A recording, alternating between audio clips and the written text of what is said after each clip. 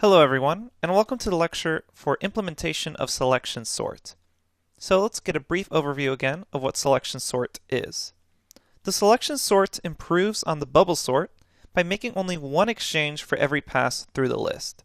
In order to do this, what the selection sort is going to do is look for the largest value as it makes a pass, and after completing the pass, place it in its proper location.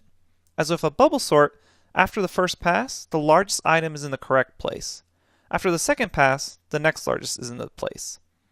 So this process continues and requires n-1 passes to sort n items, since that final item is actually going to be in place after you do the n-1 passes. So let's go ahead and see how we can implement this, our own selection sort function, in Python. You have resources for review in the notebook, as well as the code itself. So let's go ahead and check it out. So I've jumped to a new notebook, and I'm going to say, to start off my function, I'm going to say def selection underscore sort, and I'm going to pass in some array. In this case, it's going to be a Python list arr. So for every slot in the array, remember we were talking about fill slots and slots in the theory lecture, I'm going to say fill slot in range, and we're going to do the exact same thing we did for the bubble sort as far as selecting that range. So remember, it looks something like this, and it basically helps you index in a reverse manner. And remember, for this selection sort now, we're keeping track of the max. So what I'm going to do is make a variable called position of max.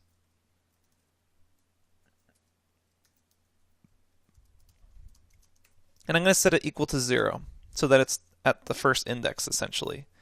And then I'm going to say for every set of 0 to that fill slot plus 1. So in this case, for, and I'll say location in range 1 to fill slot plus 1. And the reason we're starting at 1 here is because we already have the position of max at 0. So let's go ahead and set the maximum's location. So I'm going to say if at that location of the array, if it's greater than at the position of max, go ahead and basically reset that position of max to position of max is equal to location. Okay, and then for the switching, what we're actually going to do is do it in relation to this for loop. So I'm going to say temp equals at fill slots. So this is really similar to what we were doing in the bubble sort. And then set at fill slot equal to position of max at the index. And then I'm going to say array at the position of max equals temp. So this is essentially just a switch here. Okay, let's go ahead and run this and make sure it all works out. So let's go ahead and make an array. Just make a random array. We'll say 5, 8, 3, 10, and 1. So clearly it's not sorted. And what we're going to do is call selection sort on that array, and then go ahead and show the array. And notice that I have to ask for this show here because I don't have a return statement in this actual function. So let's go ahead and see it. All right, great. So it was sorted out, so we know our function's working. Let's go ahead and walk through it one more time. So what I'm saying is for every fill slot in range, length of the array minus 1 in a negative step fashion. So let's go ahead and make sure we understand this. So I'm going to go ahead and show that one more time. So here we have an array of 5 elements. So what this range does, as far as the indexing, is go 4, 3, 2, 1.